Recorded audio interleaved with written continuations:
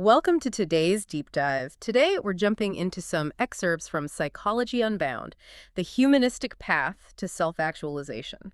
Yeah, and it is just, it's such a fascinating read. It really is. I mean, early psychology kind of treats you like a billiard ball, Oh, right? yeah, absolutely. Like your environment, your past, they just smack into you and you just roll down this predictable, predetermined path. Right, it's a very um, deterministic view. You're essentially just viewed as a mechanism responding to inputs. Exactly.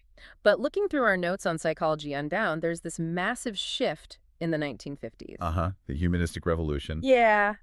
Guys like Abraham Maslow and Carl Rogers stepped up and, okay, let's unpack this. They basically asked, well, what if we're the ones holding the pool cue? I really like that analogy. Thanks. They pivoted away from just reacting to external forces and shined a spotlight on conscious experience and, free will. Right, and if we assume we actually have free will, the immediate question is, well, what are we striving for? Yeah, what's the end goal? Exactly.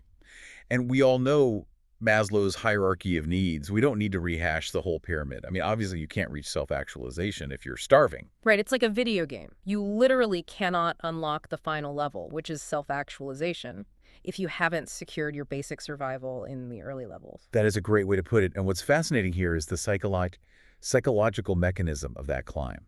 It views you as a holistic system. So it's not just about like fulfilling a biological checklist. No, not at all. It's more about cognitive bandwidth, right? Like if your nervous system is overwhelmed by the roaring noise of basic survival panic, it's like trying to tune a guitar while standing next to a jackhammer. Yes, You exactly. literally cannot focus on the high-level fine-tuning of your full potential. Because those deficiency needs at the bottom just consume all your biological focus. hmm But once that jackhammer stops, your mind is finally free to pursue what Maslow called peak experiences at the top of the pyramid. Okay, so say the jackhammer stops. You've got shelter, you've got safety. Why is it that so few of us actually reach that top tier? Like what's actively getting in the way? Well, this is where Carl Rogers' work gets really interesting. He realized our environment doesn't just hold us back physically, it actually warps our internal compass. Oh, interesting. Yeah, he looked at the tension between your self-concept, which is who you are right now, and your ideal self. And when they don't match, you hit incongruence. But how does that actually happen? Like, are we just born flawed? No, it happens through what Rogers called conditions of worth. Wait, conditions of worth? Yeah. So think about a child whose parents only show affection when they bring home straight A's. Oh, wow. Yeah, the child's brain literally rewires. They associate their innate value purely with achievement. They stop asking, what do I inherently want? And start asking, what will get me love? That's wild. So what does this all mean? Like society or our parents or our jobs, they essentially hijack our growth. Pretty much. We end up constantly changing ourselves to chase their approval, which just completely derails our own self-actualization. Which is why Rogers developed humanistic therapy, right, to fix that. Exactly. And the cornerstone mechanism here is unconditional positive regard, or UPR. Right, so the therapist provides a space completely devoid of those conditions of worth. By accepting you entirely, no matter what, the therapy essentially strips away those external expectations. It creates a safe environment where you can finally realign your self-concept with your ideal self. Wait, isn't that a bit naive, though? How so?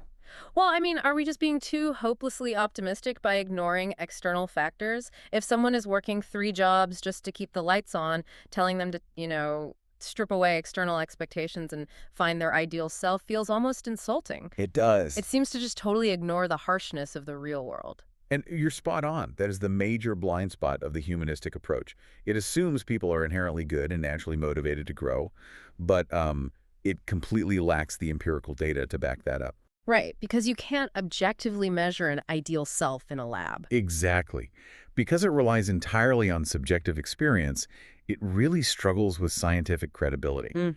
And as you pointed out, it often misses the systemic barriers, like poverty, trauma, self-destructive behaviors, that unconditional positive regard alone simply cannot fix. Yeah, UPR can't pay your rent.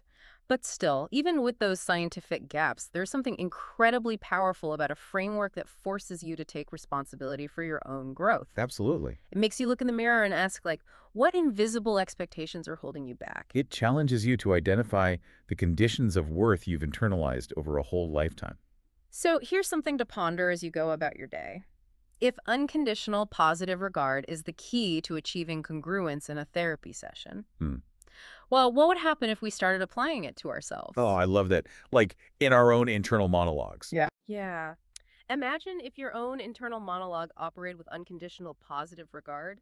Maybe that's how we finally stop living like billiard balls, just being knocked around by everyone else's expectations.